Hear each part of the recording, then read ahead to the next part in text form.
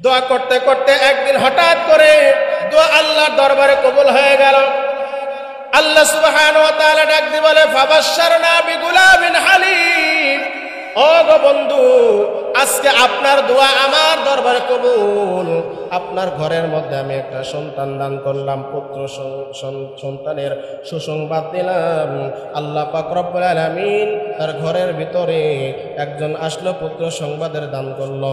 ছোট্ট বাচ্চা দুনিয়াতে আসলো, তার নাম হলো ইব্রাহিম আলাইহিস সালাতু ওয়াস সালাম। নাম রেখে দিলেন ইসমাঈল আলাইহিস সালাম।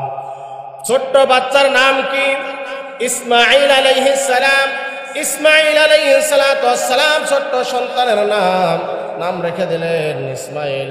এবার সম্মানিত উপস্থিতি হাজিরিন, এক পর্যায়ে দুধের ছোট্ট বাচ্চাকে নিয়ে কি করবে? যখন দুনিয়াতে আসার কয়েকটা দিন পরে আল্লাহর পক্ষ থেকে হুকুম আসলো। আল্লাহ তাআলা হুকুম করলেন, ও পয়গম্বর দোস্ত, এই মুহূর্তে আপনার সন্তান আর বিবি এই ঘরের মধ্যে থাকবে না। আপনার প্রথম বিবি আর আপনি ঘরের মধ্যে থাকবেন। আপনার এই সন্তান আর এই দ্বিতীয় বিবিকে আপনি ঘরের মধ্যে রাখতে পারবেন না।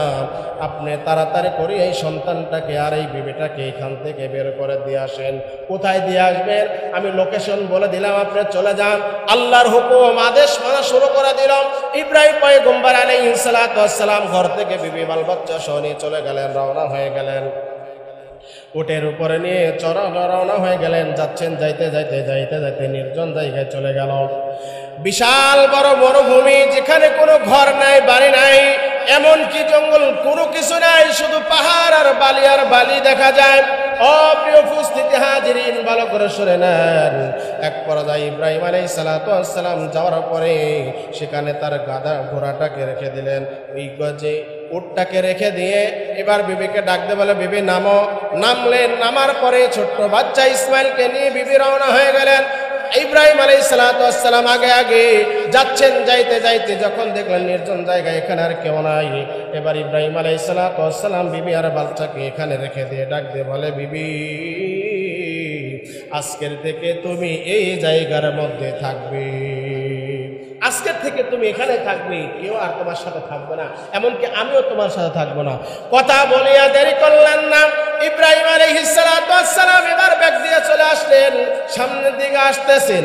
এবার পিছন থেকে ইসমাইলকে বালির উপর শোয়ায় রেখে ইসমাইলের মা ইব্রাহিম আলাইহিস সালাতু ওয়াস সালামের বিবি ইব্রাহিমের পিছু পিছু রওনা হয়ে গেল। ডাক দিয়ে বলে, স্বামী এই নির্জন জায়গায় তুমি কার কাছে আমাকে রেখে যাও?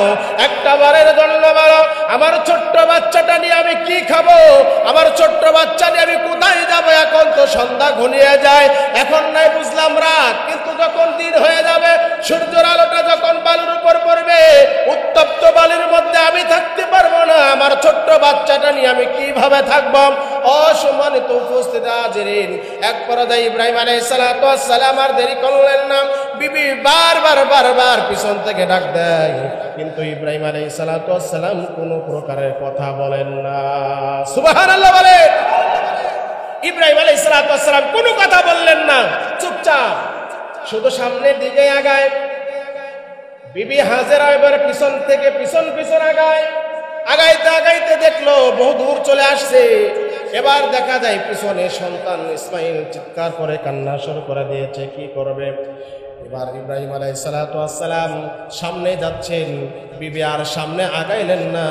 কি করবেন? একদিকে বিবি, একদিকে স্বামী চলে যায়, আর অপরদিকে কলিজার টুকরা সন্তান দুনিয়াতে আসছে। এই সন্তানটাকে অন্য মানুষ হতে খেয়ে ফেলবে বা কেউ নিয়ে চলে যেতে পারে, এমন ভয় তার দিলের মধ্যে বিরাজ করছে। কি করবে? স্বামীকে ধরতে যাবে না সন্তানের কাছে যাবে, এটার মধ্যে দ্বিধা হয়ে গেল। এক পর্যায়ে হাজের আর দেরি করলেন না, দৌড়াইয়া চলে গেলেন সন্তানের কাছে। ইব্রাহিম আলাইহিস সালাতু ওয়াস সালাম যখন বুঝতে পারলেন বিবি পিছনে আর নাই, এবার ইব্রাহিম আলাইহিস সালাতু ওয়াস সালাম যখন জোরে চলে আসলেন, পিছনে তাকায় দেখে আর দেখা যায় না ইব্রাহিম আলাইহিস সালাতু ওয়াস সালাম। এবার ওই তো আল্লাহর দরবারে দোয়া তুলিয়া দোয়া করলেন, আল্লাহর কাছে দোয়া করে রব্বুল আলামিন, আল্লাহ গো তোমার জিম্মায় রেখে দিলাম, আল্লাহ তুমি দেখে রেখো, তুমি তো ছাড়ার কেউ নাই, তোমার আদেশেই তো আমার কলেজার টুকরা সন্তান আর আমার বিবিকে এই নির্জন জায়গার মধ্যে রেখে দিয়ে গেলাম।